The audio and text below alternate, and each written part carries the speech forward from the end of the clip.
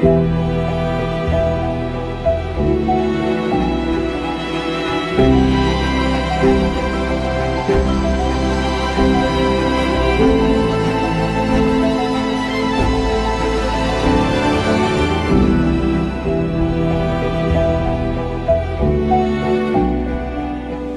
pessoal, eu sou Tadeu Porto, diretor de comunicação do Sindipetro NF, e nós estamos aqui com essa campanha maravilhosa que é a campanha Petroleiro para Sempre. A gente sabe que o trabalhador e a trabalhadora, elas se definem, ele se define em sua trajetória, sendo marcado e marcando com colegas, com equipamentos e com máquinas toda a sua vida, e que isso cria de alguma maneira uma identidade para ele ou para ela.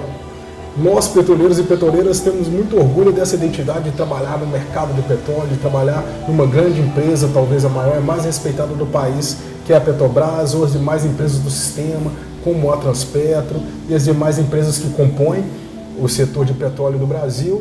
E agora nós estamos com essa campanha para poder conversar com companheiros e companheiras e contar essas histórias e poder gerar essa memória para que a gente possa sempre aprender e aprender com a vida dos companheiros e das companheiras. Hoje eu estou com o companheiro Josimar Souza, aqui em Macaé, no condomínio Village do Horto, e nós vamos conversar com ele, vamos tentar entender essa história maravilhosa dele, para a gente poder contar essa história cada vez mais para os nossos petroleiros e petroleiras e aprender junto com essa identidade maravilhosa, né, Josimar? Perfeito. Muito boa tarde, estou aqui com algumas coisinhas para a gente contar essas histórias, e eu vou começar, Josimar, com o básico, né?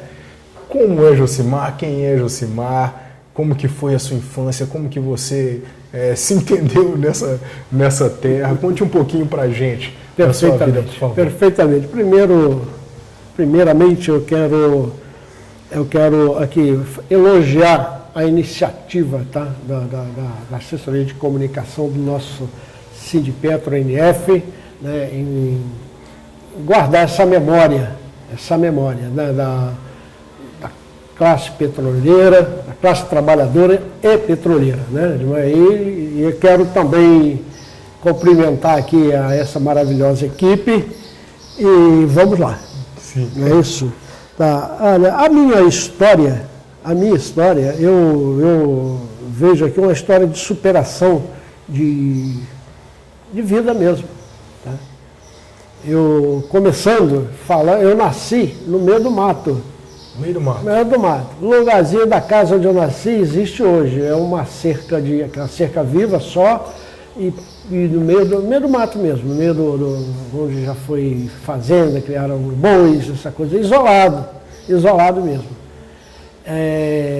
Mais tarde a gente foi para um outro lugar, onde os vizinhos, o mais próximo estava em torno de 500 metros, era bem mais próximo do que onde eu nasci. Nossa! Não tinha estrada, era trilho de bois, de carroça de boi,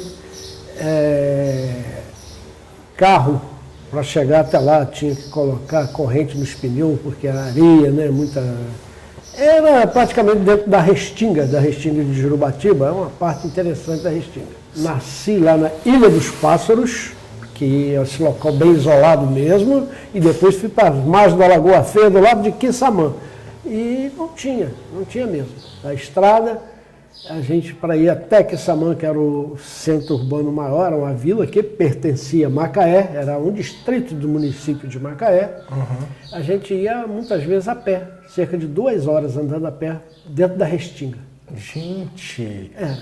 Tá? Ou às vezes tinha uma bicicleta que você empurrava mais do que andava montado na bicicleta para comprar alguma coisa que não tinha cá onde a gente morava, né? A gente vivia muito da caça, da pesca, né, que era a nossa alimentação, vivia muito dessas coisas que está aí. Da agricultura familiar? Chegava a plantar alguma coisinha? Plantava sim. E eu tenho interessante, tá, para contar, que eu acho que apesar da sociedade estar em constante evolução, sim, mas existem valores que vão ficando perdidos lá para trás, que não deveria. Né? Tem muita coisa que deveria sim, mas tem valores que não deveria. Tá? A gente lá vivia em comunidade. Nosso trabalho era comunitário. Olha, comunitário. Que interessante isso. Aí tá, fulano de tal vai se casar. vai se casar. Precisamos fazer uma casinha para ele. A casa geralmente de estuque, né? Fazia uma cruz de madeira e ia amarrando lá as madeiras, colocava vara na horizontal, amarradinho de cipó, amassava o barro no pé e colava com a mão. O chão também era de barro, jogava um pouco de areia, socava para ficar legalzinho. Era assim, as casas. Mas era a comunidade que ia ajudar. A comunidade inteira ia lá construir a casa? Inteira. As mulheres iam cozinhar um mocotó para a galera comer, não faltava garrafinha de cachaça para quem gostava. Sim. Né? E era o sábado e o domingo, sábado à tarde e o domingo o dia todo. Aquilo era uma festa. E um prazer enorme. Assim como você falou da agricultura familiar. Vamos fazer uma rocinha para eles, dizer que era uma roça, era uma lavoura, né? Uma lavoura. Aí um local que tinha pouca terra fértil lá, mas o local que tinha lá, vamos fazer aqui. Aí tinha que derrubar a árvore, aquele negócio todo. E a gente fazia isso sem culpa. Então, esses são valores que já se perderam, tá? Que eu digo você que fico com pena, né? De ver esses valores. Olha, eu vou te falar que eu concordo com você. Quando você vai falando, por exemplo, parece que a gente respeitava mais o tempo da natureza. Perfeito. Igual essa questão do capitalismo, hoje você não tem a questão sazonal das coisas. Porque a fruta está ali cheia de agrotóxico, o legume está cheio de agrotóxico, você está com ele o tempo todo. Você não respeita tanto esse tempo da natureza. E eu acho que esse respeito, realmente, a gente está precisando pensar um pouco mais. Né? Voltar. Muito bem, esse era o estilo de vida que a gente levava lá na roça. Tá?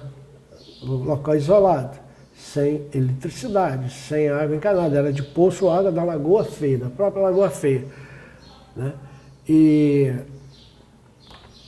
Então, eu só pude estudar até a quarta série. Até a quarta série. Por incrível que pareça, a mãe do meu pai, a formação dela era professora. E eu desesperado, eu digo, pô, se eu não estudar, eu vou ficar aqui na roça a vida toda, né? Eu quero mais, eu quero aprender mais, eu quero evoluir, não quero ficar nisso.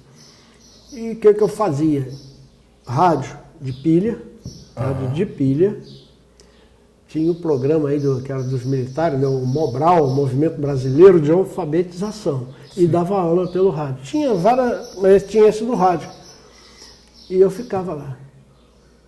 Meu caderno era papel de embrulho, que tinha vendinha, a gente comprava lá o quilo de feijão, era aquela balança de prato, pezinho de um lado, o cara ia colocando feijão até equilibrar, aí fazia, rapaz, um negócio bonitinho, assim, uma torcidazinha assim, ficava um pacotinho bacana. Aí era aquilo que você comprava, era o sal, tudo assim. E aquelas folhas de papel, eu guardava, mamãe já sabia, guardava. Tinha uma porção assim. Bom, então era isso, eu fiquei estudando. Então, chegou a época de eu vir para o Exército. Sim. Eu digo, é agora. Tá, agora. Eu tinha 17 anos quando me alistei, 18 anos para apresentar, aquele negócio todo. Eu digo, é agora.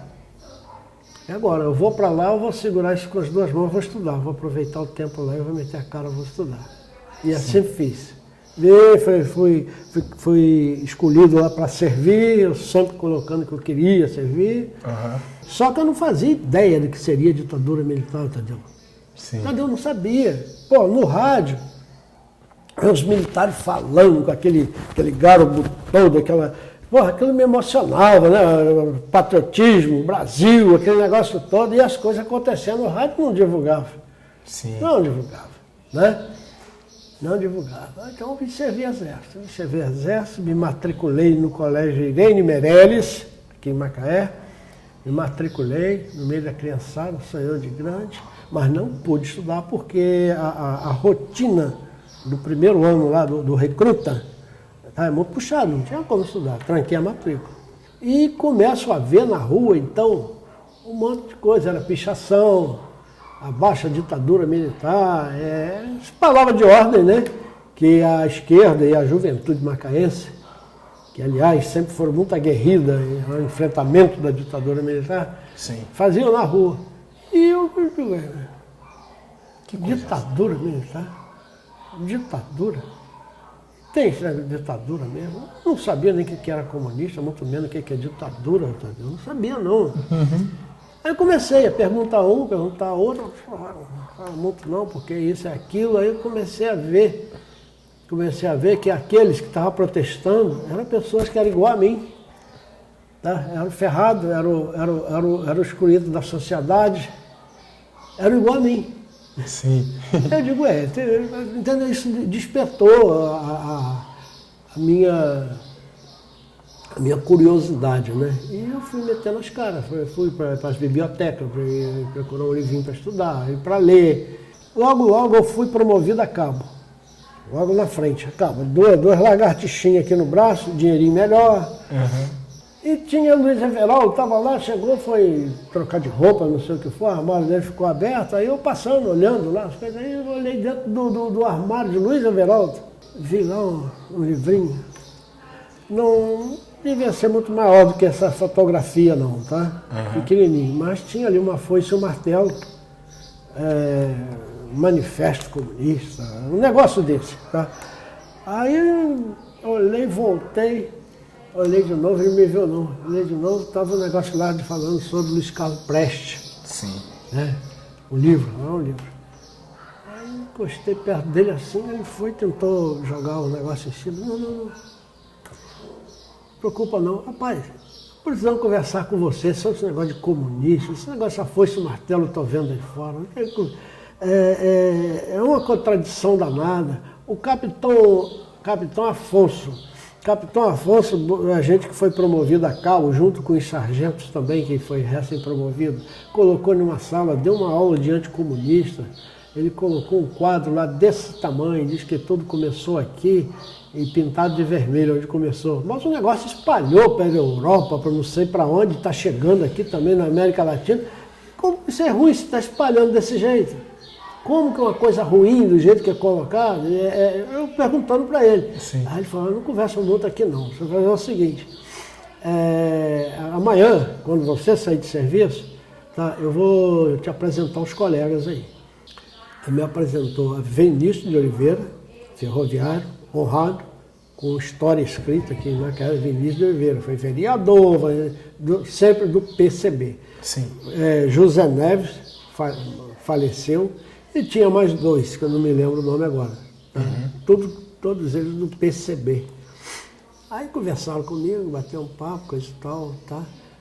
Aí eu falei, olha, não dá para me andar com você não, eu tô lá, né? Uhum. Mas eu agora já aluguei um quartinho para mim aqui, porque já acaba, né? Mas lá eu posso, você arranja algum material para a gente começar a ler. E assim fiz.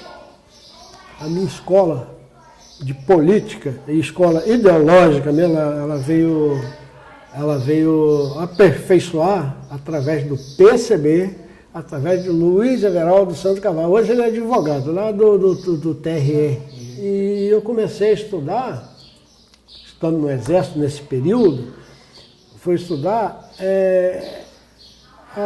as professoras lá, os professores, gostaram de ver a minha evolução. Aí, vem cá, vamos fazer um teste de você tá legalzinho. Aí fez os testes, aí deu uns pulos, aí deu umas pedaladas em umas séries aí, depois negócio de supletivo, isso tudo no ensino fundamental, tá? Que na época era primário que se chamava. E então, quando eu saí do Exército, logo assim eu saí do Exército, eu já tinha me matriculado no Caetano Dias para fazer Química, técnico. Era o ensino que chamava de segundo grau, hoje é ensino médio, né? Uhum. Junto com Química, os dois, conjugados. Aí eu fui para o Caetano Dias. Então saí do Exército, fui para lá. Fiz concurso, andei fazendo alguns concursos, né? Alguns passei, outros não. E dos que eu passei, eu preferi trabalhar em Cabiúnas. Eu não aceitei trabalhar de auxiliar de segurança. Eu fui trabalhar em Cabiúnas, em turno. Fui para carregar as carretas lá, né? Você conhece o terminal de Cabiúnas? Conheço. E tem aquelas esferas.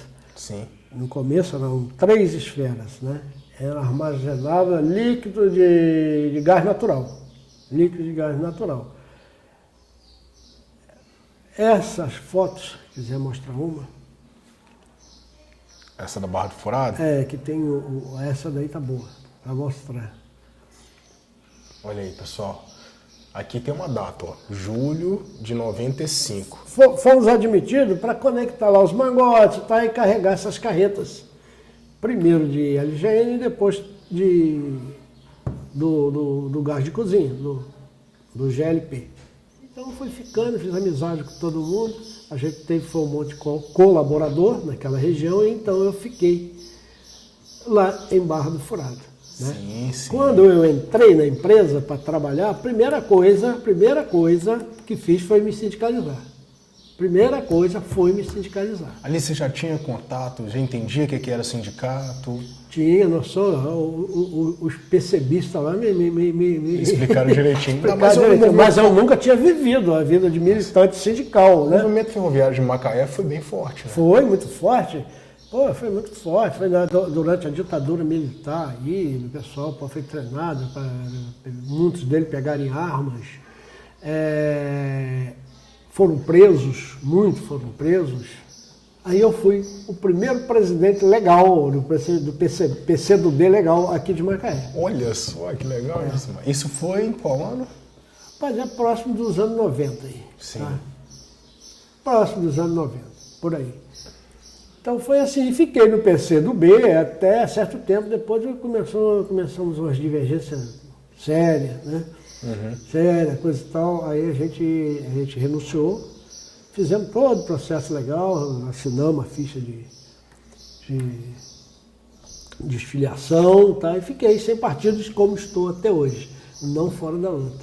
Jamais. Né? É isso. Então eu fui com essa experiência de militância política para o sindicato e para a empresa, para a Petrobras. Para a Petrobras. Então e foi naquela época que não tinha divisão, não tinha negócio de FNP, a Convergência Socialista, né, que é o PSTU hoje, tá? A gente estava junto, tá? Tinha as divergências, o pau quebrava assim, mas a gente sempre na unidade na luta, sempre, né? E lá na empresa, os movimentos sindicatos, nas assembleias que tinha, o Josimar estava lá. O Josimar estava lá na frente, convencendo os companheiros que não deveria entrar, né? E boa parte dos colegas com medo. Rapaz, você cuidado, que negócio ainda com aquele resquício da ditadura militar. Você cuidado, porque não sei o que, coisa e tal. Eu não estou fazendo nada demais. E assim foi. Dizer que não teve assim, uma certa perseguição, teve. Claro que teve. Tá? Eu nunca levei isso em conta, eu nunca me coloquei como revoltado com isso. Né? Eu recebi uma advertência verbal. A única punição verbal. E a resposta, falei, pelo motivo que foi, para mim isso é um elogio. Você não tá me castigando, não. Tá, isso é um elogio, cara. Falei para ele. É elogio. Que a gente era para não emitir, fazer operação padrão, para não emitir PT. Nosso besta. Tá? Quantas lutas sérias, mais sérias a gente teve lá, o cara veio me dar uma advertência porque eu segui a orientação do sindicato. Foi isso. Você lembra por que teve essa paralisação de PT? O que a gente estava reivindicando na época? Vocês foram tantas reivindicações. Muita coisa, né? Saber, é verdade. Qual que te marcou mais assim dessa época que você pode compartilhar com a gente? Do movimento. Sim. Tá, do movimento, o que me marcou mais foi a greve de 95. A greve de 95. A greve de 95 parou legal. Até os pelegos pararam. Tá? Lá dentro de Cabiúnas. Cabiúnas sempre foi o fronte mais organizado do movimento sindical dos petroleiros. As plataformas têm seu mérito, sem dúvida, né? São guerreiros aí, muito aguerridos. Mas Cabiúnas, a gente aprovava a indicação do sindicato era uma coisa, lá em Cabiúnas, a gente, se não tivesse legal, achasse legal, a gente não aprovava. Então foi uma greve muito aguerrida. Né? A greve histórica do movimento sindical nacional. Então esse foi um momento assim, muito marcante para mim, né? Do movimento em si. Tem outras histórias para contar, mas é mais a nível assim, pessoal. Pode contar, fica à vontade. Tá Nós bom. estamos aqui para escutar, não é, galera? Tá bom. A história dessa plaquinha que está aqui. Essa aqui é uma. Muito bonita aqui, pessoal. A Gerência de Processamento de Gás Natural reconhece e cumprimenta durante a CIPAT Integrada 2006 o comprometimento com as questões de SMS, que é Saúde, Meio Ambiente e Segurança, do empregado Josimar dos Santos Souza, em suas atividades no terminal de Cabiúnas pelo Movilic. Movimentação de líquidos. Movilic e Movigás, que tinha, é isso mesmo. Porra, até eu não me lembro. Conta pra gente, Josimar, a história dessa plaquinha. Essa plaquinha, eu estava namorando a minha esposa, que aliás é lá da região de Barra do Furado, a minha região, próxima ali de onde eu nasci, na terra. Eu estava namorando com ela. Aí eu estava na casa dela e o vigilante, Gildardo Sobrinho, ligou para mim. Um monte de árvore caiu no meio das instalações, estamos sem luz. O CLP, o controlador lógico programado, é o que faz o controle, né? Do que chega, do que sai, aquela coisa toda. Caiu, está desligado.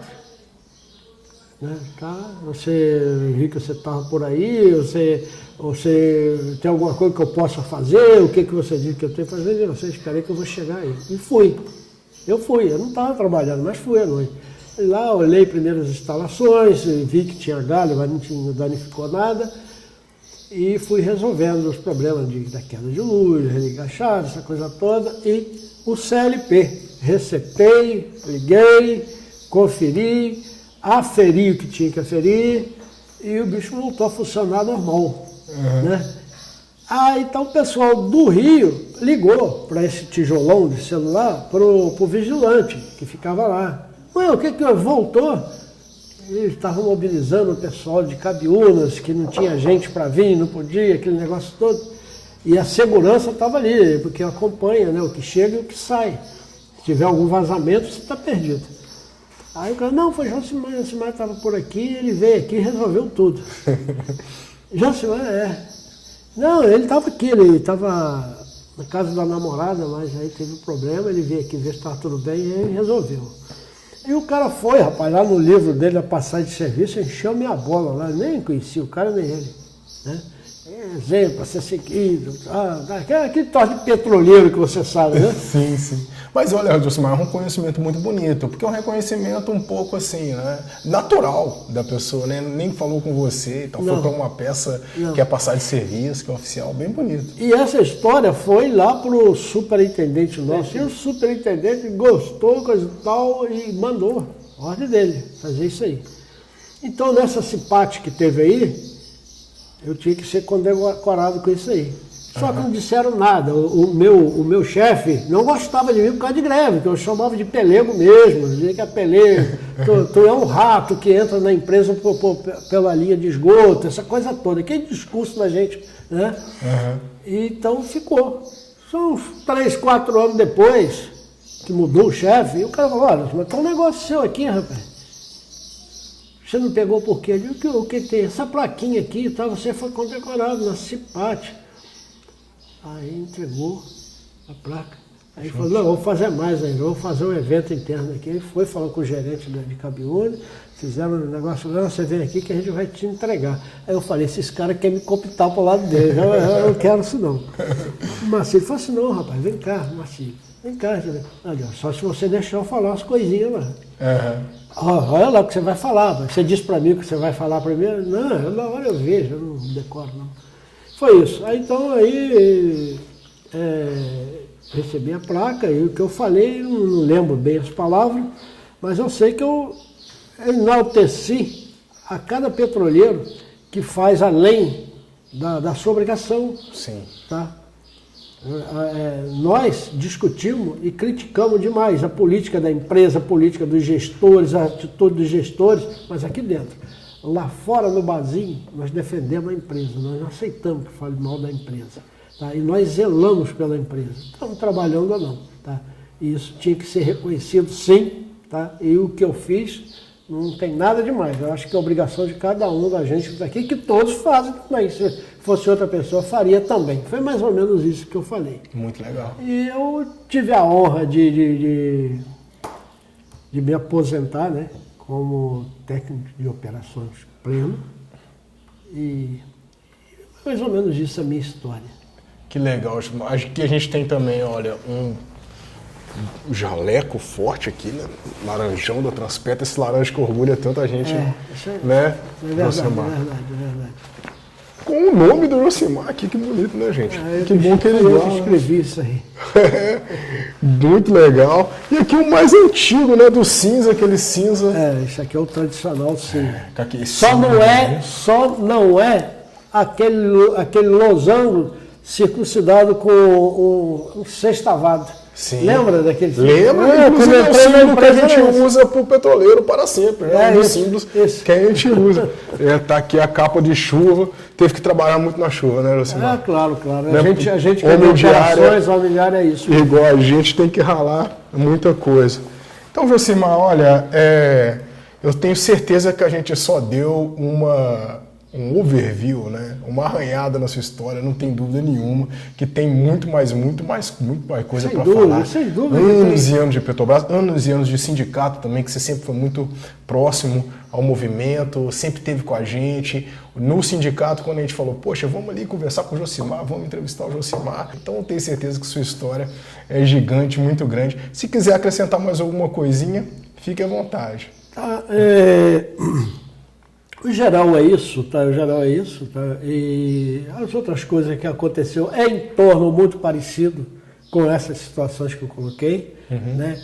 Mas quem te falou não falou mentira, é verdade. Eu participei de todos os movimentos sindical, greve, todas as greves, né? E sempre linha de frente. Eu comecei a minha militância no NF como oposição. Sim. Fazia parte da oposição. Oposição organizada, era uma oposição legal. Infelizmente, essa oposição, aos poucos, ela veio se perdendo, né? E eu, Josimar, a minha oposição política, nunca fiz oposição pessoal a ninguém. Eu nunca falei mal de um diretor, como muita gente que estava do meu lado, fazia crítica pessoal, se metendo até na vida privada das pessoas. Isso é uma falta de respeito, ou querendo destruir reputações. Gente, a oposição política não é para destruir reputações, não é fazer oposição política. Agora você vai deixar de reconhecer o valor que tem esses baluartes, esse pessoal que se aposentou agora, o nosso diretor que se aposentou. Nós temos que reconhecer os valores, nós não podemos destruir isso não, cara. A oposição política. Né? E Josimar não mudou nada vindo para cá. Agora, recente, a último dissídio nosso, reunião dos aposentados no sindicato, eu defendi contra a assinatura do acordo. Claro que tinha os outros lá que se diz oposição, mas eu defendi contra, tá? E os velhinhos reprovaram. Sim. Reprovaram. Então, se tiver que votar contra, tiver que me colocar a minha opinião, mesmo que não seja da maioria, eu vou colocar, Josimar é a mesma coisa, tá bom? Mas com respeito. Com respeito. Então, é isso. Primeiro, eu passei a fazer parte da direção, junto com a política da direção do sindicato atual, por dois motivos, tá? Um foi a oposição se perder no meio do caminho. Se perdeu mesmo, tá? Tomaram atitudes aí que não é plausível mesmo, tá? Essa foi um. E o dois, tá? A renovação que teve na direção, tá? Eu vi uma juventude tão aguerrida, com tanta força, com tanta disposição e com tanta clareza, tá? Que, bicho, faz aumentar o orgulho da gente de ser petroleiro, né? Orgulho de ser petroleiro mais ainda, né? Que bom, a gente fica feliz de escutar. É isso. Nós assim que somos petroleiros já aposentados, e creio que também ainda da ativa, tá? A gente tem muito orgulho, rapaz, de ser petroleiro. A gente faz parte de uma empresa, tá? Que é um dos orgulhos nacional. Sim. A grande desenvolvedora de tecnologias, tá? Um corpo de engenharia, eu sempre, o baluarte de tudo isso. Né? A gente vê, não são muitas coisas que nós temos que nos faz ser orgulho de ser brasileiro. Tem muitas coisas, mas não deveria ser mais. E a Petrobras é um desses motivos, tá? Se não for o principal motivo de ser. de ser petroleiro. Por isso que nós hoje ainda damos o nosso sangue, a gente briga, a gente gasta o nosso tempo, tá, defendendo a Petrobras. Tá? Você não sabe o quanto entristece a gente ver a empresa sendo desmontada do jeito que estava sendo feito até agora. Né? Isso entristece demais. Muita coisa. E com a eleição de Lula, né, a gente espera que pelo menos dê uma freada nisso aí e a gente retoma de novo aquele momento de glória. Sim. Né, então, para finalizar, Josimar, se pudesse responder para a gente uma pergunta que nós estamos fazendo para todos e todas que nós estamos conversando. Para você, o que é ser petroleiro para sempre? Que é ser petroleiro para sempre, tá? Eu acabei de falar do orgulho de ser petroleiro. Tá? Sim. O orgulho. Isso é ser petroleiro para sempre. A gente hoje não tendo mais aquele vínculo com a empresa, vínculo trabalhista com a empresa, a gente está na luta em defesa dessa empresa. A gente está aí brincando, defendendo essa empresa. Isso é ser petroleiro para sempre. Isso vai com a gente para o túmulo, tá? À disposição. Enquanto existir um pouquinho de força, a gente está aí defendendo essa empresa. E com orgulho, tá? Com muito orgulho. Isso é ser petroleiro para sempre. Que beleza, querido. Muito obrigado, Josimar. Muito bom conversar com você. Apesar de ter sido pouco perto da sua grande história, mas eu acho que deu pra gente, pessoal, gravar uma memória muito importante que a gente sabe que é necessária pra gente, de fato, tentar ser esse petroleiro para sempre, esse corpo de trabalhadores e trabalhadoras que tentam funcionar um pouco em comunidade, como você também tentou passar pra gente essa visão bonita que foi da sua infância, nós como uma grande rede, as informações, as ideias passando, o orgulho da Petrobras ficando de gerações para gerações assim, e é o que a gente tenta passar aqui com essa nossa campanha. E é assim que a gente finaliza esse vídeo, pessoal, entrevista com o companheiro Josimar Souza, grande e valoroso trabalhador da Petrobras, e a gente continua com as nossas entrevistas e com a nossa série depois com mais pessoas. Até a próxima!